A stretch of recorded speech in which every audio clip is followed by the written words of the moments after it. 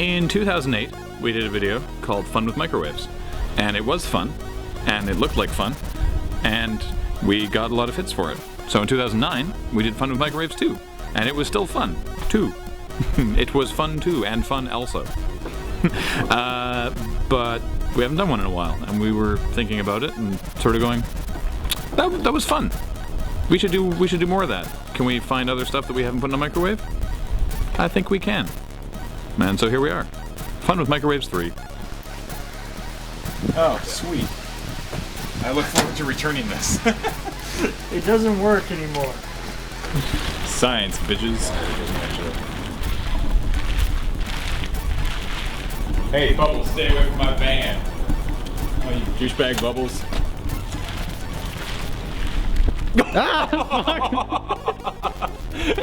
Dominated. What we're doing now is something you absolutely do not do at home. In case that was unclear, that this is a terrible idea. We're removing the screen. The screen stops the microwaves from coming out the front of the door. As it happens, Hey. oh nice. As it happens, microwaves are very large, and like physically the waves are quite large, and the screen stops them from getting out of the thing. It also stops us from filming it well. So, don't worry, no one's gonna stand with their genitals directly in front of this microwave. Our motto, safety last.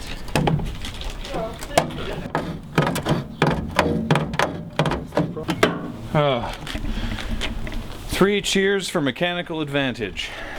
I'll just wear this while you do it. That way I'll be protected. No problem. Now nothing could possibly go wrong. Let's shoot.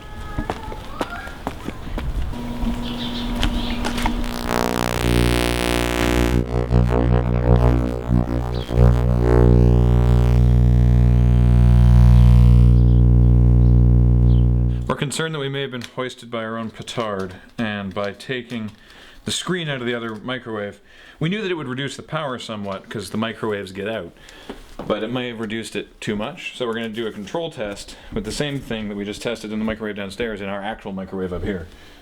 Can't see a thing. Well, there's your problem. Shit. So that kind of kills this thing. New plan, new microwave, with the different kind of screen that we can actually see through. This is the Panasonic Genius 2 microprocessor controlled, state-of-the-art wood microwave. Microwave popcorn takes a while to pop, like even when it's being used properly. We're amusing ourselves while we wait for popcorn to pop by playing double marshmallow.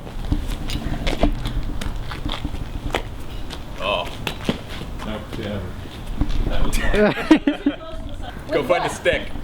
Hold on, nope. I've got a better idea. You right, Kathleen? Yeah. You're out. Mmm, delicious. Mmm, that's some really solid popcorn. That is not light and fluffy. Right? That piece had like a kernel in the middle of it still. Alright, that was not a good way to pop popcorn. In case you doubted that. So it turns out putting boiling hot grains of corn into a garbage bag is a bad idea. Because they're melting through the garbage bag. So that's fun. Oh jeez. Oh, what? It's Nice. still like soft. Sweet. You can mold it. Big penis. Oh my god, you took the words right out of my head. It's still good. It's just a little melty. What are you doing, James? Setting up a match bonfire. We've discovered that matches do cool things when they're pre-lit and go into the microwave. I'm gonna have to set this up when it actually like in the microwave. So the styrofoam cup that we were using to support the matches kind of decided to fuse itself into the glass plate. So I am trying to pry it off. Looks like it's going to be there for most of the rest of the shoot. If you know me, you know I like gummies. I wonder if I'll like them more in the microwave. Oh. Now melting. Oh, they're bubbling. Two on the outside have turned into bubbles. Really, anything marshmallow works well, so we've decided to try cherry-flavored coconut marshmallows, which smell like someone drank a whole bunch of cough syrup and then threw up. Oh, Jesus. One's growing to consume the others. I am the king. It just What just happened? Oh my god, it's breathing. Oh my god, it's so lovely.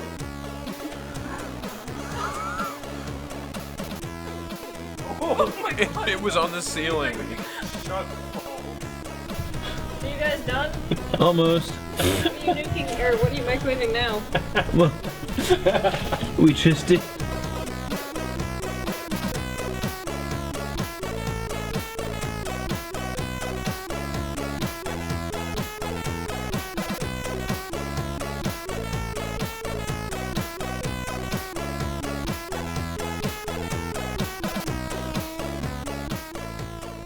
Man, microwaves do some weird things.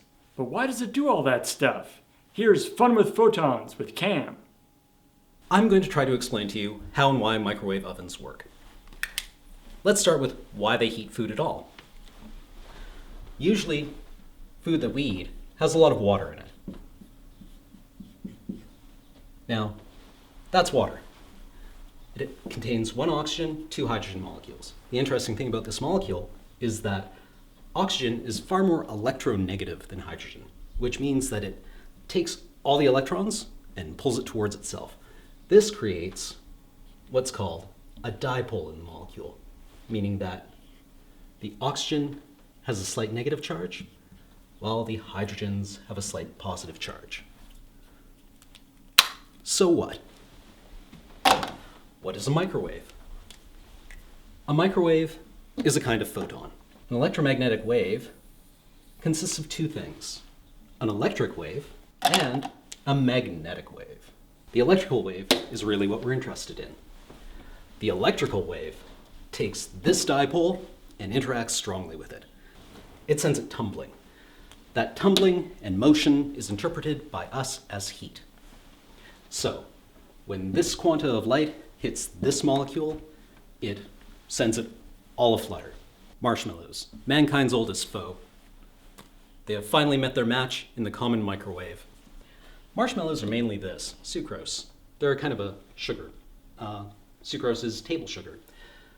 When you put them in the microwave, presuming they're dry, these bonds get excited, meaning that the marshmallow heats up. If you did it with a very dry marshmallow, you might actually see some caramelization like we did with the gummy bears, because all the water would have been driven off and all of the microwave radiation would have gone straight into melting the sugars. The noble light bulb, our greatest friend and ally against the dark, where monsters live. Why did the light bulb do what it did when we put it in the microwave? Well, that's a fairly easy question.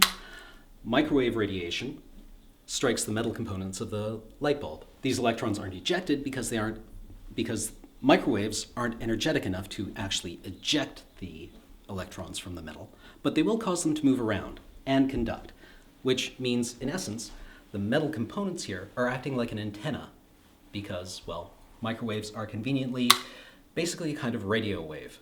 The microwaves are incident on the metal components, cause electrons to move, which causes a current in the filament.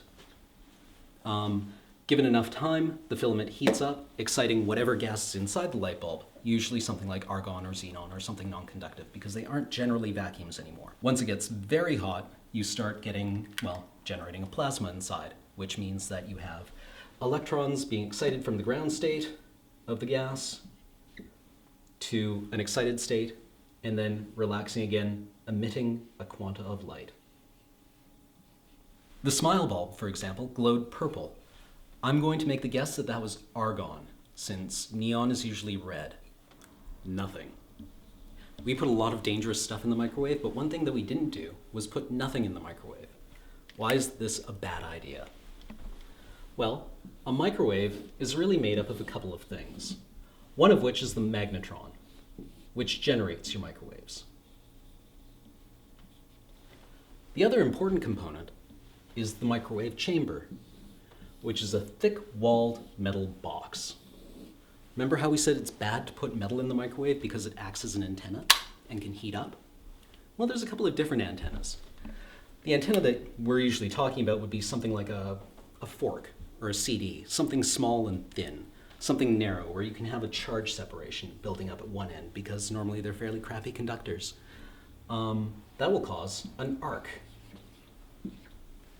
between areas where the charge is built up. The thick-walled microwave chamber means that it acts as a different kind of antenna, a reflective antenna, which means that the chamber is actually responsible for keeping microwaves in. They will bounce around the inside of the chamber instead of being absorbed by the thick microwave or by the thick metal walls. So what happens when you put nothing in the microwave? Well, it's not really nothing. I mean, there's air, but there isn't a lot of it, and air doesn't really absorb microwave radiation at all. There might be a little bit of water vapor, so it'll get hot, but really what you'll just have is a lot of microwaves bouncing around on the inside. They just go back up into the magnetron and burn it out. So you can wind up with a microwave full of gas plasma, but much more likely you'll just cause the magnetron to burn out. Sometimes literally, like start a fire. That's why you always want to microwave something. So there you go. Apologies if any of you found that educational. I know how hard that is to take sometimes. But hopefully you enjoyed putting things in microwaves as much as we enjoyed putting them there. And now we have a bowl. So that's nice.